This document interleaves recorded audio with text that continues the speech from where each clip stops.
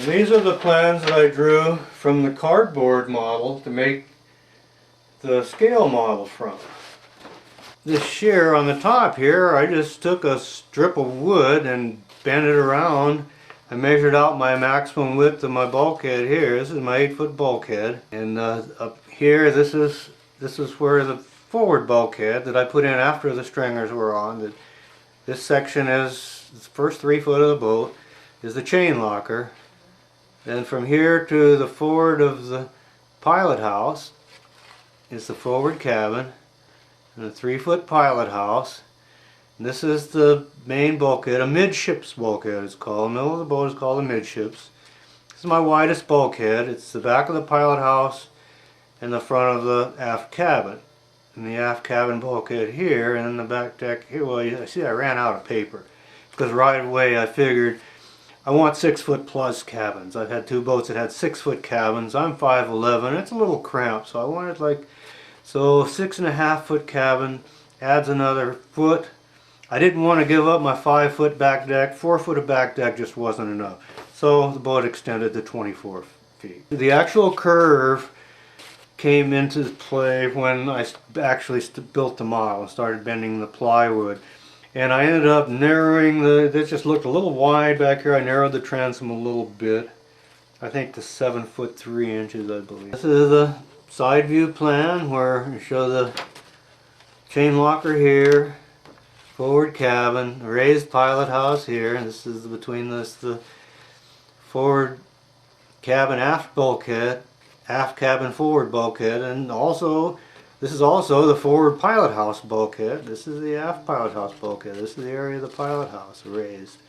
And this raised floor gets me so I'm above my cabins, I can see out, but also this is a good area here. I'm going to put like a 40-gallon water tank under here. It's a good place to add weight to the boat. In the middle of the boat, amidships. I'll put my water tank, I'll put my batteries underneath this floor. Makes a good space there. And go down into this cabin, down into this cabin. Now I extended the pilot house aft over behind the back bulkhead, so when you walk up into there, and this area will be open. This bulkhead will only go up to the top of the hull, not to the top of the pilot house. So when you're walking from here up to here, you won't hit your head. And also it makes this nice and open area here. This is the aft cabin and the back deck here. And from these plans, I built the model. These are my bulkhead plans. This is for the cabin bulkhead forward, the aft cabin. I'm going to show them I'm 1 foot in here.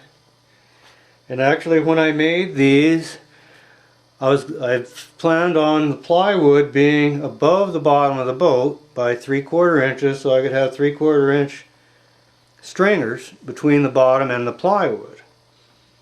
And I actually cut the side of the plywood at 46 inches. I came in 1 foot, and then wherever 46 inches hit on the plywood on the edge, that's what I cut off. Of course the framing extends all the way down to the bottom. And then this extra plywood up here I cut on the angle of my side decks, which I made from my deck beam pattern. And this shows the framing for the bulkhead framing, cut for the stringers, notched for the keel. Keel notches halfway into it because this, and the 3/4 inch between the stringers allows water to flow down through the boat so it won't get trapped behind any bulkhead. This is what I refer to as the pilot house bulkhead. This is the forward of the pilot house, and also this is the aft bulkhead of the forward cabin. And you can see on these, I made this one, I came in 13 inches. I came in 1 inch on either side.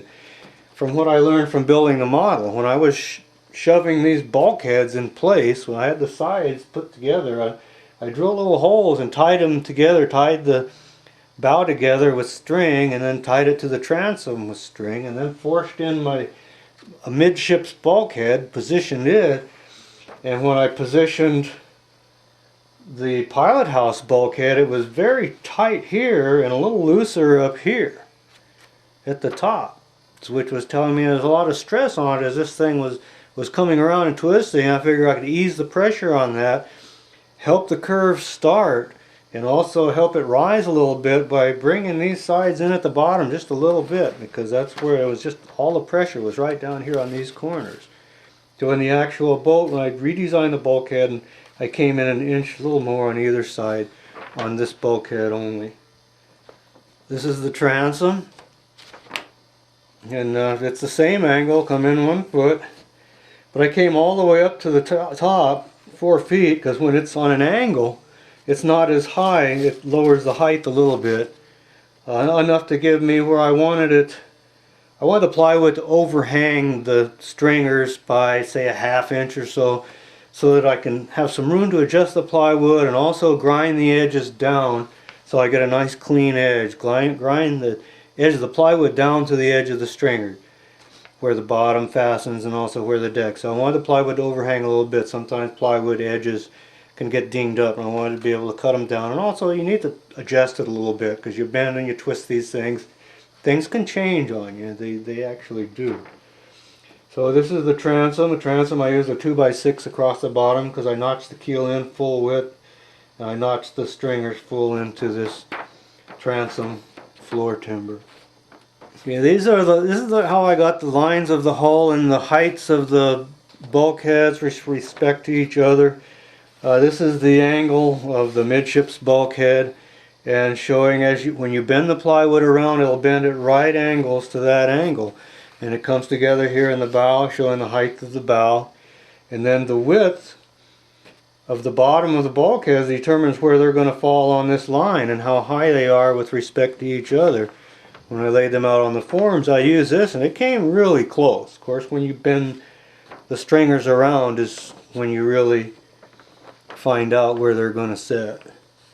And so you need to be able to adjust them on the form so that the stringers lay fair. And this boat is lined up mainly by the chine log, because the chine log is the inner layer is a 1x6. The chine log is actually 2 layers of 1x6, which makes a bent 2x6. But you never bend a 2x6 like that without steaming it, and it'd be a lot of trouble. But it's fairly easy to bend a 1x6. But a 1x6 doesn't bend very well on the edge either. So when that's bent around, I can be pretty sure that my plywood's going to follow the edge of that 1x6 pretty well. Where they come together in the bow, that's going to determine the height of the bow. And also where all these bulkheads sit on that stringer. And the intermediate stringer and the shear clamp, I cut them down to 4½ inches wide, because I figure like you can adjust that a little bit to get the distance from this 1x6 so that I can keep it actually around 47 inches. So I have an inch overhang, ½ inch top and bottom of the plywood.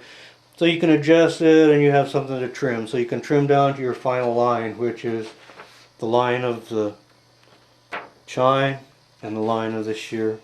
And the line of the shear won't be done until after the boat's turned over, but the line of the chine determines where everything fastens. That lines up the bottom, all the floor timbers, the bottom stringers. And so this is how I determined how everything will fit together. I drew this full size where the floor timbers are and the bottom stringers and how the keel sets in, just so I could get those measurements. One of my drawings of one of my knees, a floor timber to a rib knee. Right here, this is the joint of the chine with the this is actually the bulkhead frame, which is a full 2x4, and how the chine is notched into it, and the floor timber joins it, and with the 3/4 inch space here and the bottom here.